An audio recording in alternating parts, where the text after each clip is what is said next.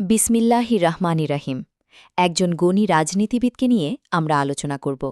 মোহাম্মদ তৌহিদ উদ্দিন সোহেল, নজির মুন্সিবাড়ি, ৯ নং word, Karimpur, union নেয়াজপুর সদর, নোয়াখালী।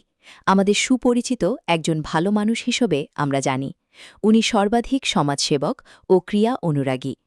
প্রথমে বাংলাদেশ জাতীয়বাদী দল বিএনপির কালামিয়ার পোল ক্লাবের সভাপতি হিসেবে দায়িত্ব পালন করেন। ১১ নং নেয়াজপুর ইউনিয়নে ছাত্রদলের আহ্বায়ক কমিটি ছিলেন এবং নোয়াখালী জেলা ছাত্রদলের সদস্য হিসাবে দায়িত্ব পালন করেন। ২০০১ সালে জাতীয় নির্বাচনের সময় অর্থ ও শ্রম দিয়ে বাংলাদেশ জাতীয়বাদী দলের সাথে জড়িত ছিলেন। তারপর ২০০২ সালে ঢাকা মহানগর দক্ষিণ কমিটিতেও দায়িত্ব পালন করেন। সাবেক আইনমন্ত্রী মরহুম ব্যারিস্টার আইনমন্ত্রী মওদুদ আহমেদের বিশ্বস্ত কর্মী ছিলেন। তার হাত ধরে এলাকার উন্নয়ন ও বেকার যুবকদের চাকরির ব্যবস্থা করেছেন। ২০১৭ সালে ইউনিয়ন স্বেচ্ছাসেবক দলের সহসভাপতি হিসেবে দায়িত্ব পালন করেন।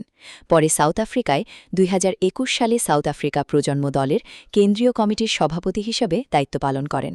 যখন ২০২৪ সালে ৪ এপ্রিলের বাড়িতে যাওয়ার পর স্বৈরাচার শেখ হাসিনার বিরুদ্ধে দেশে গিয়ে আন্দোলনের সাথে যুক্ত হন, তখন তৌহিদ উদ্দিন সোহেল ভাই আন্দোলনে অর্থ ও শ্রম দিয়ে সর্বাধিক সহযোগিতায় করেন। তারপর ২০২৪ সালে যখন নোয়াখালীতে বন্যা দেখা দেয়, তখন আমাদের তৌহিদ উদ্দিন সোহেল ভাই এখানেও উনি অর্থ ও শ্রম দিয়ে গরিব দুঃখী মানুষের পাশে ছিলেন। এবং ২০২৬ সালে ফেব্রুয়ারি ১২ তারিখে বাংলাদেশে জাতীয় নির্বাচন হয়, তখন দলকে অর্থ দিয়ে সমর্থন করেছিল এবং সব সময় এলাকার গরিব দুঃখী মানুষ ও সামাজিক মসজিদ মাদ্রাসা অর্থ দিয়ে সহযোগিতায় করে থাকেন। বর্তমানে উনি বাংলাদেশ জাতীয়বাদী প্রজন্ম দল কেন্দ্রীয় কমিটির যুগ্ম সাধারণ সম্পাদক হিসাবে আছেন।